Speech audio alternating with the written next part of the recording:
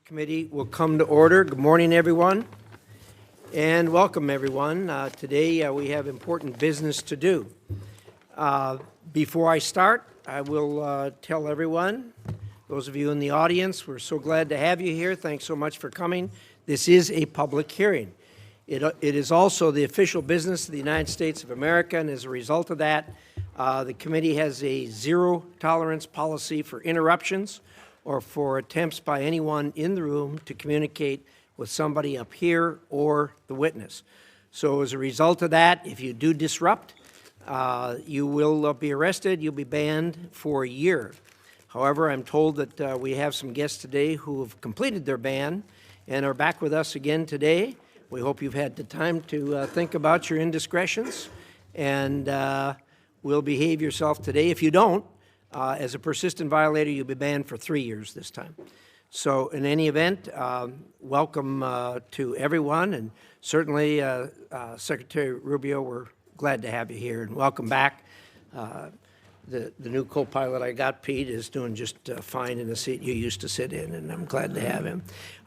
Thank you so much for being here. We were a little afraid we were going to lose you to the Miami Dolphins there for a while, but I guess that went a different direction, so it's certainly our gain. I'd like to start this hearing on the Venezuela situation by recognizing the brave men and women who participated in this operation. The intelligence gathering, planning, and execution were incredible. Only the U.S. could have pulled off this mission, and that's only because of the dedication and professionalism of each and every one of our service members. As we know, much of their work is done in secret, but I do hope these people will receive the accolades that they so rightly deserve. I also want to acknowledge the leadership of President Trump that he has shown, and also you, Secretary Rubio. It's no easy job keeping drugs and narco-terrorists off our streets and keeping Americans safe. Thank you for extraditing Nicolas Maduro and bringing him to account for his many crimes against the American people.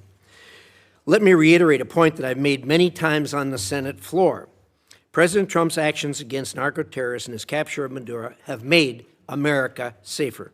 Every American should be thanking Donald Trump and Marco Rubio for what they have done. There are a lot of Americans today who wouldn't be alive if not for your commitment and dedication to stemming the flow of drugs into our country. The actions in Venezuela were limited in scope, short in duration, and done to protect U.S. interests and citizens. What President Trump has done in Venezuela is the definition of the president's Article II constitutional authorities as commander-in-chief, and wholly consistent with what other presidents' efforts and what they have done and actions they have taken to protect the American people from threats in our own hemisphere. In fact, President George H.W. Bush authorized similar, but much broader and more extensive military operations to arrest and bring Panama's Manuel Noriega to the United States to stand trial for drug-related charges. In that case, President Bush deployed more than 9,000 troops into Panama for more than a month. At the time, all leaders of the Senate, including Democrats, praised that move. Unlike in Panama, President Trump authorized a much more limited military action in Venezuela, with only about 200 troops inside the country for a couple of hours and a firefight that lasted less than 27 minutes, with no loss of life on the United States side, but significant casualties on the other side. This military action was incredibly brief, targeted, and successful. When bad guys are in the business of flooding drugs into the United States, drugs that kill our children, hurt our country, violate U.S. laws, and destabilize our hemisphere, then they'll have to be held to answer for those actions, and that's what's being done now. Maduro was not recognized as a legitimate leader of Venezuela by President Trump, or even by President Biden, or by most of the international community.